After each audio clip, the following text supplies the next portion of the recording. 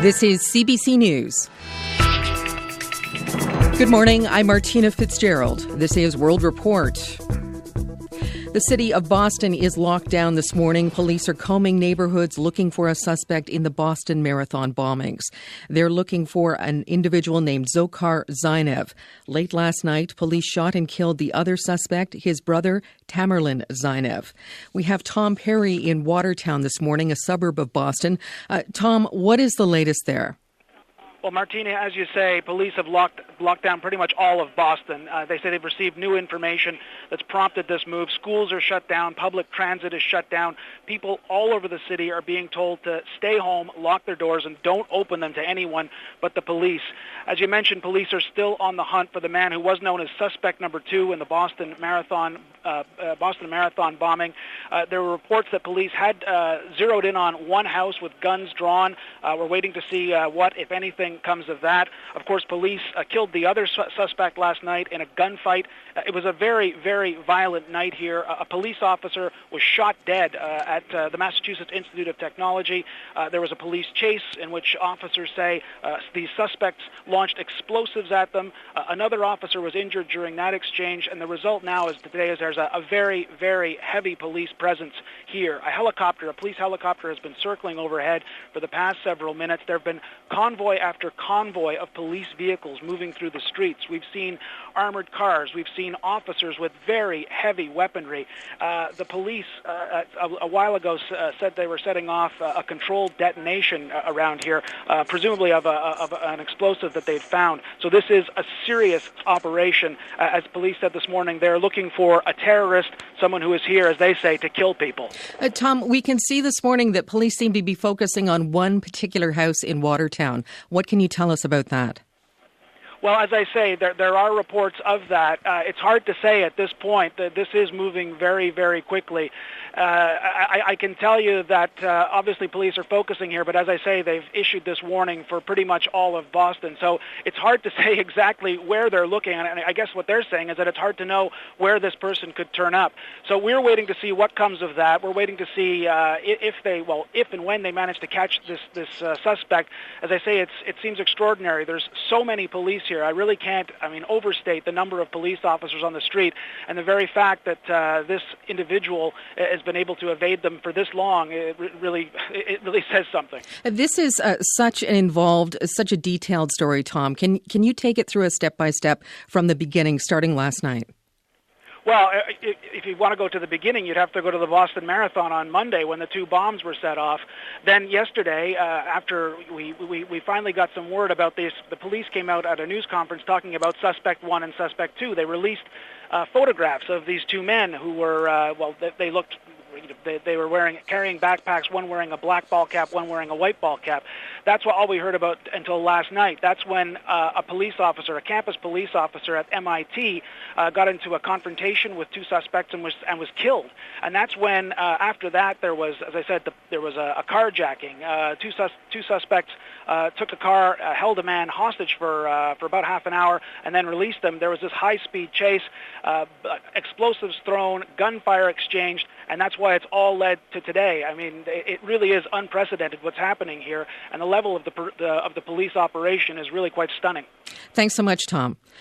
All right, thank you. That is the CBC's Tom Perry in the Boston suburb of Watertown. We are following developments this morning in the Boston Marathon bombings. One of the suspects is dead. The other is on the run. Let's go now to Keith Bogue in Washington. Keith, what can you tell us about these suspects? Well, the names that are being bandied about have actually been confirmed, according to officials, by these 2 brothers' uncle, who says that they are, in fact, Dzhokhar Zainaev, who is the one who is now under siege in Watertown, and his older brother, 26-year-old Tamerlan Zainaev, is the one that was killed earlier. We don't know that much more about them other than they have apparently been living in the United States for about a decade, though they are originally from the Chechen area in the Russian region of Chechnya. Some are drawing some conclusions about how well organized they are, which is not very, based on what happened last night. As Tom mentioned, it began on the MIT campus with a robbery at a 7-Eleven there, which indicates that they were in desperate need of money, perhaps after just recently learning that they had been ID'd by police authorities. They're in desperate need of money. Indicates that they were not well organized, that they hadn't prepared themselves for an escape, that they were making this up as they were going along, I suppose you'd have to say. And I suppose that officials are not denying that maybe that is something people can take comfort from, that it isn't an organized attack with a larger sort of terrorist cell operating in the area, that perhaps it is just two people who had some knowledge of how to make bombs, but not a lot of knowledge about how to carry something off like this off successfully and make good their escape. So other than that, not much more that we know now, except there are some reports that, the siege where this younger brother is supposed to be holed up is in fact confirmed, that he is in there. This is not something that's going to turn out to have been a false lead or a red herring or a dead end. That's where he is. Thanks very much, Keith. Bye. That is Keith Bogue in Washington. For updates on this story, go to CBC Radio and cbcnews.ca. Again, to recap, one suspect in the Boston Marathon bombings is dead. The other is on the run from police. There is a complete city lockdown underway in Boston. Turning now to a development in a story CBC has been following closely. Since we first broke the story of the Ontario high school friends who turned to al-Qaeda, many have questioned if something could have been done to prevent their role in January's deadly siege at a gas plant in Algeria. The CBC's Adrian Arsenault has some exclusive details on how Ali Medledge and Chris Castorubis went from a London high school to an armed hostage-taking in North Africa. Friends and family members say they lost sight of London high school pals Ali Medledge and Chris Katsarubis as of spring 2011 after the young men went to Mauritania to study.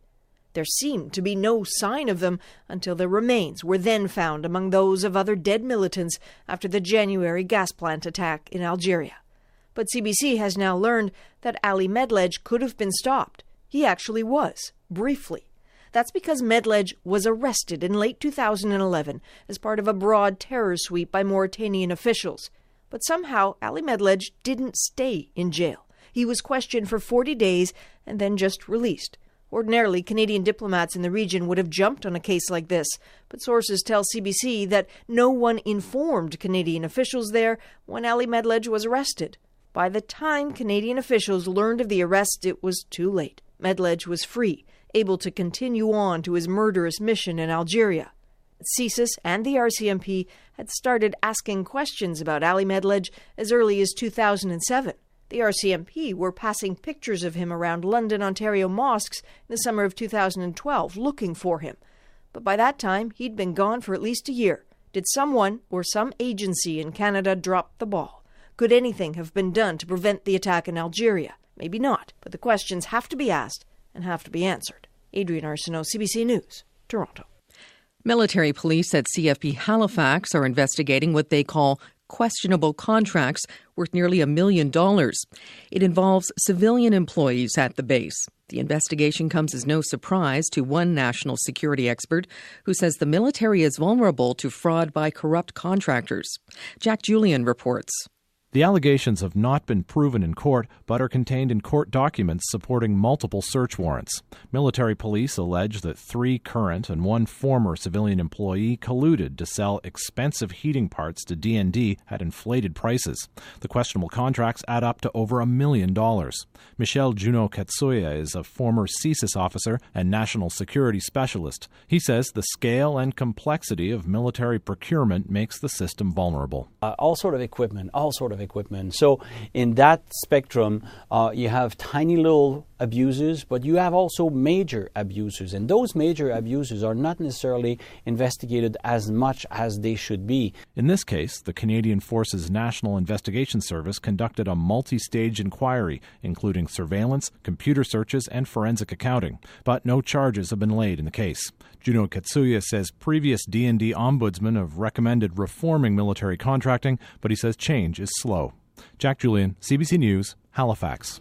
Recapping our top story, all residents of Boston have been ordered to stay in their homes as the search continues for their surviving suspect in the Boston Marathon bombings. One died in a shootout with police last night. Police have a home surrounded right now in Watertown. It's possible the other suspect is inside. For World Report, I'm Martina Fitzgerald.